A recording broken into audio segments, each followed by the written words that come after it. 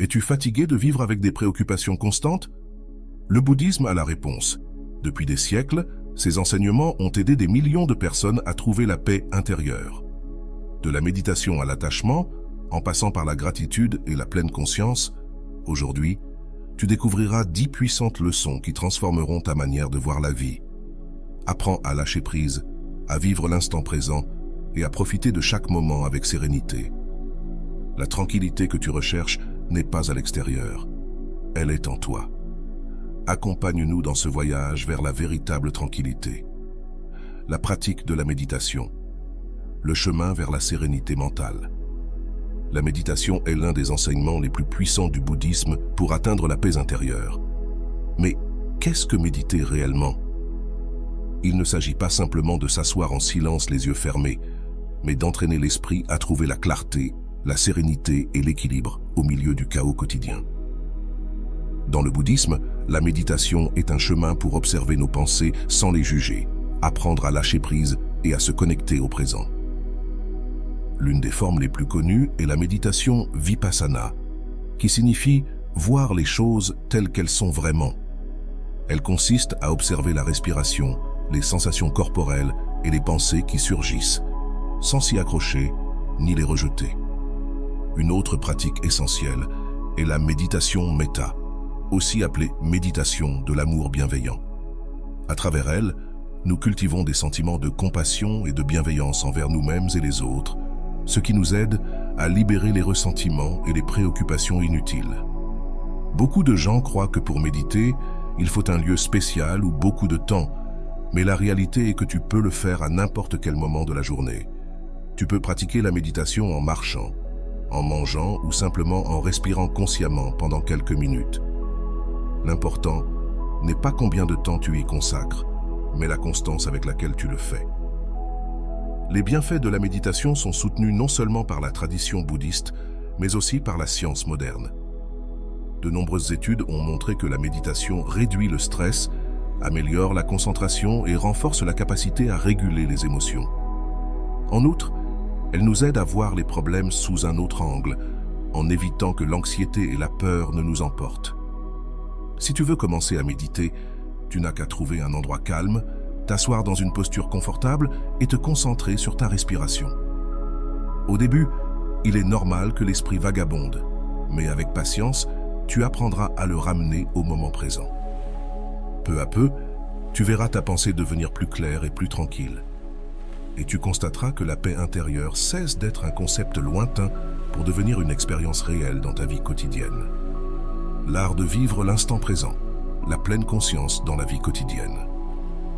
Avant d'aller loin, je te serais reconnaissant si tu mets un j'aime à la vidéo, cela m'aiderait à continuer de diffuser cette philosophie.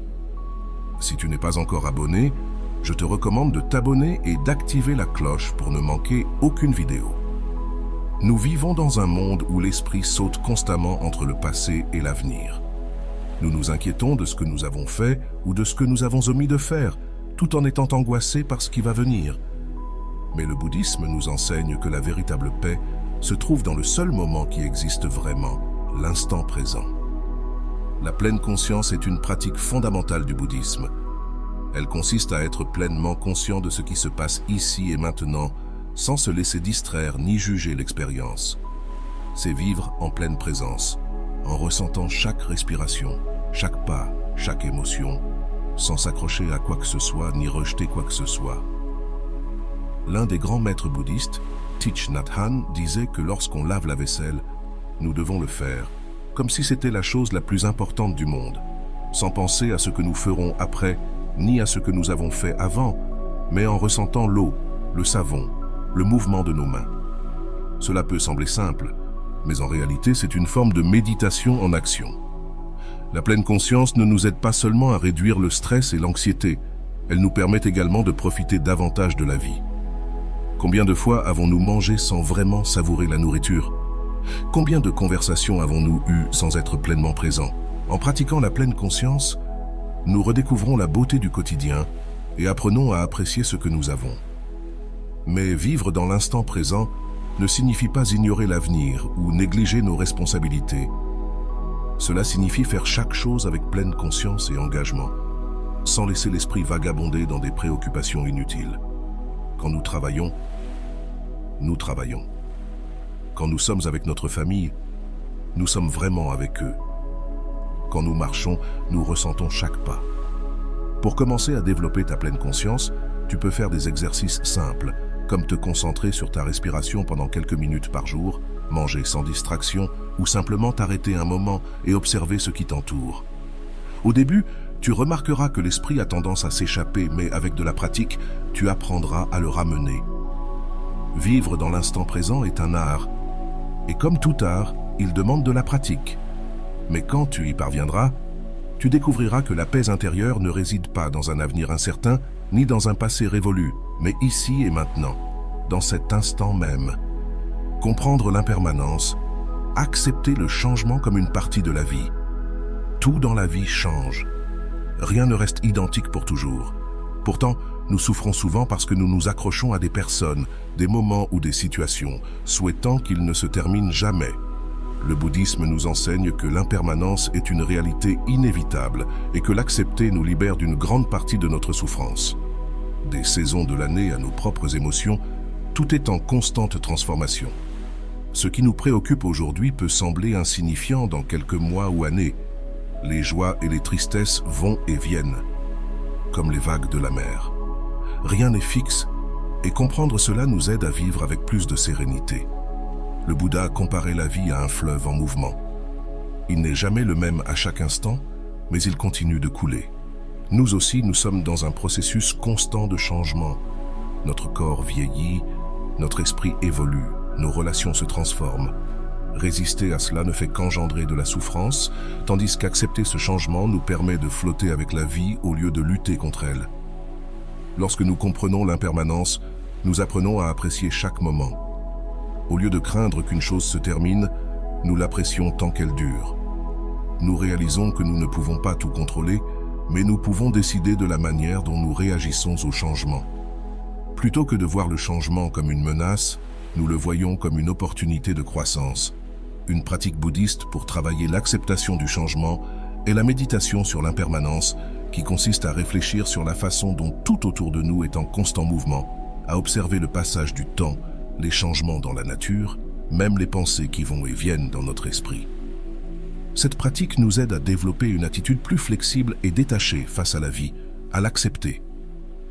Accepter l'impermanence ne signifie pas se résigner ni perdre l'enthousiasme pour la vie, mais apprendre à lâcher prise de ce qui ne nous sert plus et à nous ouvrir à de nouvelles expériences.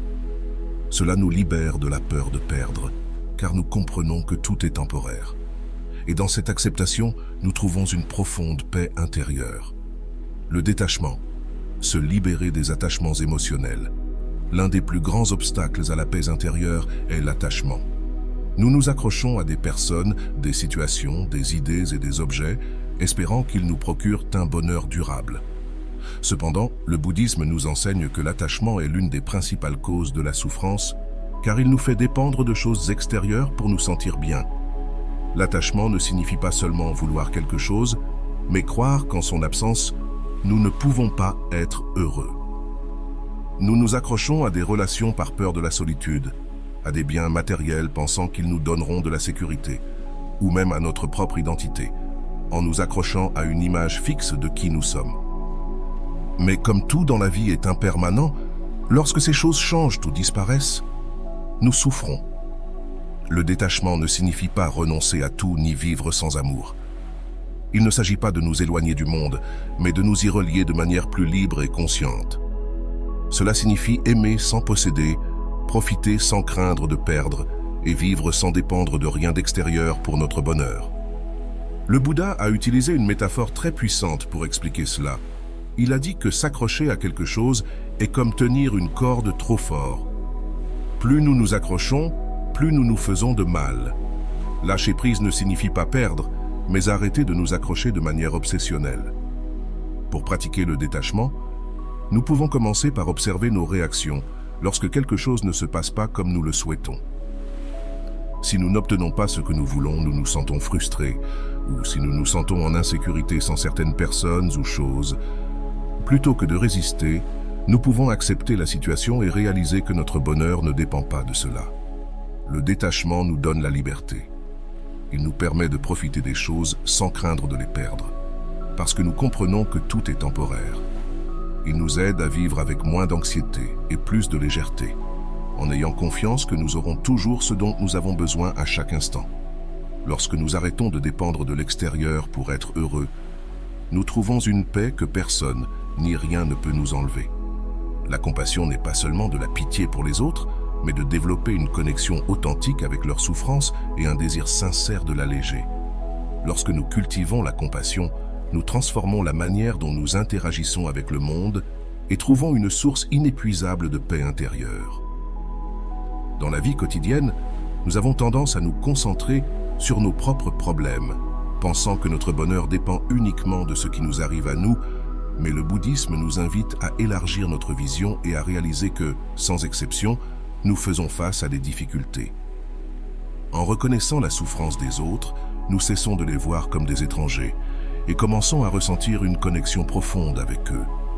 Une des pratiques les plus puissantes pour cultiver la compassion est la méditation, ou méditation de l'amour bienveillant. Dans cette pratique, nous dirigeons des pensées d'amour et de bien-être vers nous-mêmes, puis nous les étendons aux autres, d'abord à nos proches, puis à des connaissances, ensuite à des personnes avec qui nous avons des conflits, et enfin à tous les êtres vivants. Cette pratique nous aide à briser les barrières et à voir qu'au fond, nous cherchons tous la même chose, être heureux et être en paix. Mais la compassion n'est pas seulement une idée ou une méditation, c'est quelque chose que nous devons mettre en action. Parfois, un petit geste de gentillesse peut faire une grande différence dans la vie de quelqu'un. Un mot d'encouragement, une écoute attentive ou un acte de générosité peuvent alléger la souffrance d'une autre personne plus que nous ne l'imaginons. Le bouddhisme nous enseigne aussi que la compassion ne doit pas seulement être dirigée vers les autres, mais aussi vers nous-mêmes. Trop souvent, nous sommes durs avec nos erreurs et nous nous jugeons sans pitié. Apprendre à nous traiter avec bienveillance et à nous pardonner est une étape essentielle pour trouver la paix intérieure. Lorsque nous pratiquons la compassion, notre cœur s'ouvre et notre esprit se calme.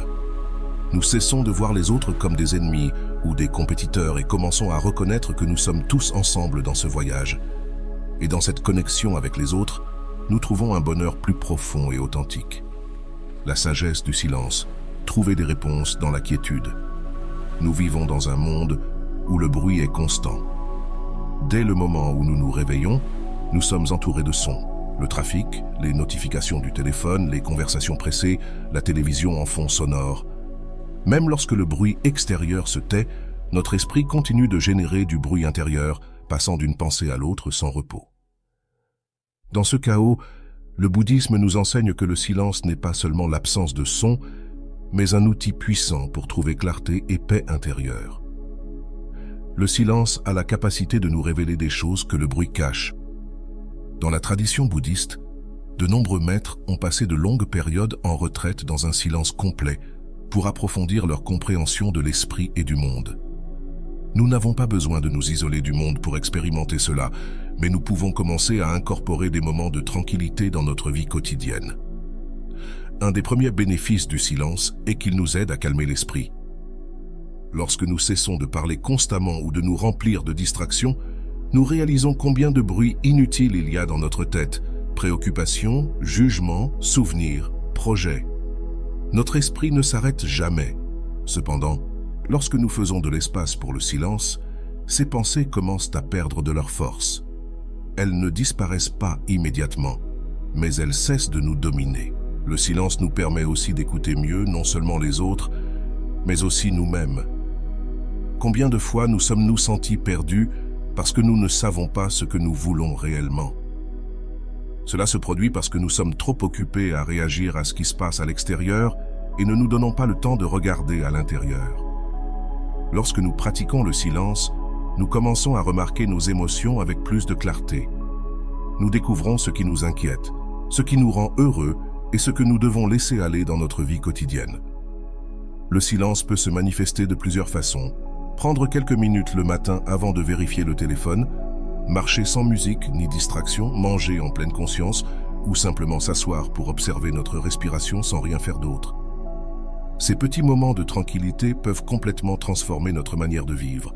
De plus, le silence a un grand pouvoir dans nos relations, Souvent, nous parlons par inertie, remplissant les espaces vides avec des mots inutiles ou répondant sans réfléchir. Apprendre à faire des pauses avant de parler nous aide à communiquer avec plus de clarté et de sagesse. Le silence nous permet aussi d'écouter les autres véritablement, sans penser à ce que nous allons dire ensuite. Un des grands maîtres du bouddhisme zen, Thich Nhat Hanh, disait que le silence est une forme d'énergie. Ce n'est pas du vide, mais un espace rempli de conscience. Dans la quiétude, nous pouvons trouver des réponses que le bruit nous empêche de voir. Dans le silence, nous devenons plus présents, plus conscients et plus connectés à la vie. Il ne s'agit pas de rejeter le bruit ou d'éviter la vie sociale, mais d'apprendre à équilibrer le bruit avec des moments de calme. Si nous remplissons constamment notre esprit de bruit, nous ne pourrons jamais entendre ce qui importe vraiment. Mais si nous laissons de l'espace au silence, nous découvrirons qu'à l'intérieur de nous se trouve une sagesse profonde qui a toujours été là, attendant d'être écoutée. La simplicité volontaire. Découvrir la richesse dans la simplicité. Dans un monde qui nous dit constamment que nous avons besoin de plus pour être heureux, le bouddhisme nous offre un enseignement complètement différent. La véritable paix et satisfaction ne proviennent pas de l'accumulation de choses, mais de l'apprentissage de vivre avec moins et d'apprécier l'essentiel. La simplicité volontaire ne signifie pas renoncer à tout ou vivre dans la pauvreté, mais se libérer du désir constant de plus pour découvrir le bonheur dans la simplicité. Depuis des temps anciens, les moines bouddhistes pratiquent un style de vie basé sur la simplicité. Ils possèdent seulement ce qui est nécessaire, une tunique, un bol pour la nourriture et peu de choses de plus. Pas parce qu'ils rejettent le confort, mais parce qu'ils ont compris que l'excès de biens matériels peut devenir un fardeau. Nous n'avons pas besoin de vivre comme des moines, mais nous pouvons apprendre de leur philosophie pour appliquer la simplicité dans notre vie quotidienne. L'un des plus grands bienfaits de vivre simplement est qu'il réduit le stress. Plus nous possédons, plus nous nous inquiétons.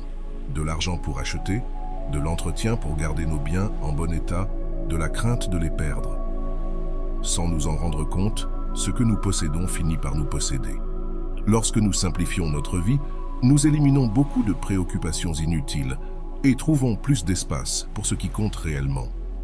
Mais la simplicité ne concerne pas uniquement les biens matériels, elle touche aussi la simplification de notre esprit. Nous nous remplissons d'engagement, de distractions, de pensées inutiles qui nous volent la tranquillité. Nous vivons surchargés d'informations, de tâches, de préoccupations. Apprendre à dire non, à laisser aller ce qui ne nous apporte pas de paix, à réduire la quantité de choses dans lesquelles nous investissons notre énergie, est une forme de simplification qui nous conduit vers la véritable liberté. Le bouddhisme nous enseigne que le bonheur ne réside pas dans ce que nous avons, mais dans la manière dont nous vivons la vie. Un plat simple mais mangé avec gratitude et présence peut être plus satisfaisant que le repas le plus cher du monde si nous sommes vraiment présents pour l'apprécier. Une promenade tranquille peut apporter plus de joie qu'un voyage luxueux si nous la vivons pleinement. Nous pouvons commencer à pratiquer la simplicité de nombreuses façons, en ordonnant notre espace, en nous débarrassant des choses que nous n'utilisons pas, en arrêtant d'acheter par impulsion, en consacrant plus de temps à la nature et moins aux écrans. Nous pouvons aussi simplifier notre esprit en réduisant les préoccupations inutiles, en évitant les discussions futiles et en pratiquant l'art de la pleine présence à chaque moment. Lorsque nous vivons dans la simplicité, nous découvrons quelque chose de merveilleux. La vie nous donne déjà tout ce dont nous avons besoin pour être heureux. Il ne s'agit pas d'avoir plus, mais de nécessiter moins. Dans la simplicité, nous trouvons la liberté. Dans la liberté, nous trouvons la paix. Et dans la paix, nous découvrons la véritable richesse de la vie. L'importance de l'éthique, vivre avec intégrité et cohérence. Le bouddhisme ne nous offre pas seulement des enseignements sur l'esprit et la méditation, il nous invite aussi à vivre selon des principes éthiques clairs. Ce ne sont pas des règles imposées, mais une ligne directrice pour construire une vie en paix avec nous-mêmes et avec les autres. Vivre de manière éthique signifie agir avec intégrité et cohérence, en sachant que nos actions n'affectent pas seulement notre propre bien-être, mais aussi celui des autres. Le Bouddha a enseigné ce que l'on appelle le noble sentier octuple, un chemin de développement personnel et spirituel qui inclut des principes éthiques fondamentaux. Parmi ceux-ci figurent la parole juste, l'action juste, et le mode de vie juste. Cela signifie parler avec honnêteté et gentillesse, agir avec respect envers tous les êtres et nous assurer que notre mode de vie ne cause pas de tort. Souvent, nous croyons que le bonheur dépend de ce que nous obtenons du monde, mais en réalité, une grande partie de notre bien-être provient de la manière dont nous nous comportons en lui. Lorsque nous agissons avec éthique, nous dormons tranquilles, sans culpabilité ni préoccupation inutile. En revanche, l'absence d'intégrité engendre la souffrance. Le mensonge crée la peur d'être découvert, la malhonnêteté détruit la confiance et le manque de respect nous isole des autres. L'éthique bouddhiste nous invite également à pratiquer la non-violence, non seulement dans nos actions physiques, mais aussi dans nos pensées et nos paroles. Parfois, nous blessons les autres par des commentaires impulsifs ou nous nous faisons du mal avec des pensées négatives. Être conscient de l'impact de nos paroles et pensées fait partie du chemin vers une vie plus harmonieuse. Mais l'éthique n'est pas seulement une question d'éviter le mal. Il s'agit aussi de cultiver le bien, d'être bienveillant, généreux et compréhensif, d'aider quand nous le pouvons, d'être patient lorsque quelqu'un nous irrite, de traiter les autres avec la même dignité et le même respect que nous aimerions recevoir. Chaque petite action compte et chaque choix éthique que nous faisons renforce notre paix intérieure. Dans la vie moderne, il peut sembler difficile de suivre des principes éthiques lorsque nous sommes entourés de concurrence, d'égoïsme et de pression sociale. Cependant, le bouddhisme nous rappelle que le véritable bonheur ne vient pas de gagner aux dépens des autres, mais de vivre avec un cœur pur et un esprit en paix. L'éthique n'est pas un fardeau, mais un chemin vers la liberté. Lorsque nous vivons avec intégrité, notre vie devient plus simple et plus légère. Nous n'avons pas besoin de nous souvenir des mensonges, nous ne portons pas de culpabilité et nous ne nous sentons pas partagés entre ce que nous faisons et ce en quoi nous croyons. Nous agissons avec authenticité et cela nous donne une confiance profonde. La paix intérieure n'est pas seulement un état d'esprit, mais aussi le résultat de nos actions quotidiennes. En vivant avec éthique, nous créons de l'harmonie dans notre environnement et dans notre cœur. Et lorsque nos actions sont alignées avec nos valeurs, nous trouvons une tranquillité que rien d'extérieur ne peut nous enlever. La mente principiante, l'esprit débutant, consiste à s'ouvrir à de nouvelles expériences sans préjugés. En avançant dans la vie, nous croyons souvent que nous savons déjà tout. Nous accumulons des expériences, des idées, des croyances et des jugements sur la façon dont les choses devraient être, sans nous rendre compte que cette mentalité nous enferme dans une bulle où nous voyons la vie à travers des filtres qui nous limitent. Le bouddhisme nous invite à retrouver ce que l'on appelle l'esprit débutant, une manière de voir le monde avec fraîcheur, sans idées préconçues, comme si nous l'expérimentions pour la première fois. Pensez à un petit enfant qui explore le monde. Il ne prend rien pour acquis, tout l'étonne et le fascine. Il observe avec curiosité, sans préjugés, ni attente. Cependant, à mesure que nous grandissons, notre esprit se remplit d'étiquettes. Ceci est bon, ceci est mauvais, ceci me plaît, ceci ne me plaît pas. Nous arrêtons de voir les choses telles qu'elles sont réellement et commençons à vivre en fonction de nos opinions fixes. L'esprit débutant nous permet de lâcher prise de ces rigidités et de nous ouvrir à de nouvelles possibilités. Plutôt que de supposer que nous savons déjà comment quelque chose fonctionne, nous nous permettons de l'observer avec une nouvelle perspective. Plutôt que de réagir automatiquement à une situation, nous nous donnons de l'espace pour l'explorer sans nous accrocher à des jugements préalables. Cette attitude est clé dans la pratique de la méditation. Beaucoup de gens se frustrent parce qu'ils croient qu'ils ne le font pas bien. Mais en réalité, il n'y a pas de manière unique de méditer. Si nous nous asseyons pour méditer avec l'idée qu'il doit y avoir une expérience spécifique, nous nous fermons à ce qui est réellement en train de se passer. Mais si nous le faisons avec un esprit ouvert, sans attente, chaque session peut être une occasion de découverte.